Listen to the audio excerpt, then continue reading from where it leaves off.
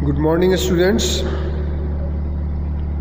कक्षा 8 के बच्चे हम लोग 9th चैप्टर पढ़ रहे थे, the great stone face first part, और हमने I should love him very much यहाँ तक पढ़ लिया था। अब बाकी बचा हुआ जो हिस्सा है उसे आगे पढ़ना शुरू करते हैं यहाँ से। If an old prophecy should come to pass, answered his mother. उसकी माताजी ने उत्तर दिया कि एक पुरानी भविष्यवाणी अगर सच हो जाए तो We may see a man sometime with exactly such a face as that. हम कुछ समय के बाद ऐसे ही व्यक्ति को देख पाएंगे, बिल्कुल ऐसे ही चेहरे वाले व्यक्ति को। What prophecy do you mean, dear mother? Eagerly inquired Ernest. Please tell me about it. आप कौन सी भविष्यवाणी, आपका उस भविष्यवाणी से क्या मतलब है प्रिय माताजी?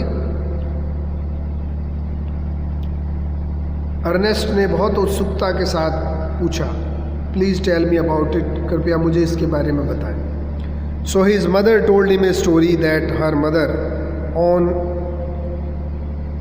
had told her when she herself was younger than the little Ernest. तो अर्नेस्ट की माताजी ने उसे वो कहानी सुनाई जो उनकी माताजी ने जब वो अर्नेस्ट से भी छोटी थी के समय पर सुनाई थी। That at some future day, कि भविष्य में किसी दिन A child should be born. एक बच्चा है वो जन्म लेगा नियर हियर, इस घाटी के आसपास, who was destined to become the greatest and noblest person of his time and whose face in manhood should bear an exact resemblance to the great stone face. कि कुछ समय किसी दिन भविष्य में एक व्यक्ति जन्म लेगा, एक बच्चा जन्म लेगा इस घाटी के आसपास, जो कि महान और आदर्श व्यक्ति अपने समय का होगा, और जिसका जब वो बड़ा हो जाएगा, युवा हो जाएगा, तो उसका चेहरा जो है वो बिल्कुल हूबहू ग्रेट स्टोन फेस से मिलेगा। Many still had faith in this old prophecy. और बहुत सारे लोग इस भविष्यवाणी में अभी भी विश्वास करते हैं। But others took it to be nothing but idle talk. परंतु बाकी लोग इसे बेकार की बात मानते हैं। At all events, the great man of the prophecy had not yet appeared. और अभी तक जो भी घटना हुई, भविष्यवाणी वाला वो महान व्यक्ति अभी तक प्रकट नहीं हुआ है। ओ मदर, क्राइड अर्नेस्ट, अर्नेस्ट ने कहा, ओ माताजी, clapping his hands above his head, और अपने हाथों को अपने सिर के ऊपर बजाते हुए कहा, I do hope that I shall live to see him, मैं आशा करता हूँ कि मैं उसे देखने के लिए जीवित रहूँगा। His mother was an affectionate and thoughtful women, उसकी माँ एक बहुत ही वात्सल्यपूर्ण और विचारवान महिला थी। इट वॉज प्रॉपर, और ये सही भी था। She thought not to discourage the fanciful hopes of her little boy, उसने सोचा कि मुझे अपने बच्चे की जो काल्पनिक आशाएं हैं छोटे बच्चे की, उनको हतोत्साहित नहीं करना चाहिए। So she said to him, perhaps you may, तो इसलिए उसने ऐसा कहा कि शायद तुम देख सको। And Ernest never forgot the story that his mother told him. और अर्नेस्ट कभी भी उस कहानी को नहीं भूला जो उसकी माताजी ने बताई थी।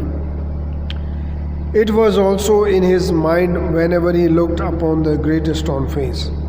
और ये उसके मन में भी था जब भी वो great stone face की ओर देखता।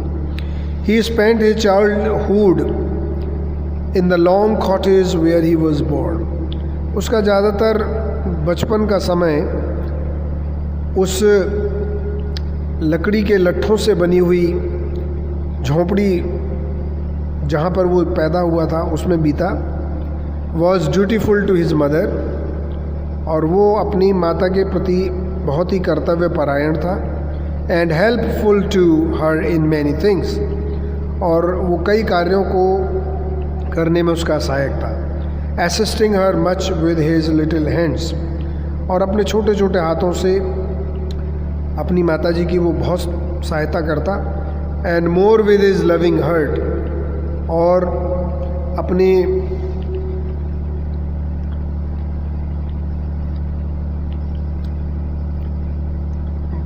पूरे हृदय से, यानी कि हृदय से वो ये सारे कार्य अपनी माता जी की हेल्प कराने में करता था। In this manner from a happy yet often pensive child he grew up to be माइल्ड एंड क्वाइट यूथ। तो इस प्रकार से एक खुश परंतु विचारवान जो बच्चा था वो युवा हो गया और एक विनम्र और शांत स्वभाव के युवा में परिवर्तित हो गया, बदल गया। Ernest had no teacher but the great Stoneface became one to him. Ernest का कोई अध्यापक नहीं था, शिक्षा देने वाला नहीं था, परंतु ग्रेट स्टोनफेस उसके लिए टीचर बन गया। When the work of the day was over, he would gaze at it for hours. जब घर का काम समाप्त हो जाता तो वो घंटों तक बैठकर उसकी ओर देखता। Until he began to imagine that those vast features recognized him. और तब तक देखता रहता जब तक कि उसकी कल्पनाओं में जो उसकी विशेषताएं थी, विशालकाय विशेषताएं थी, उसे पहचान न लेती।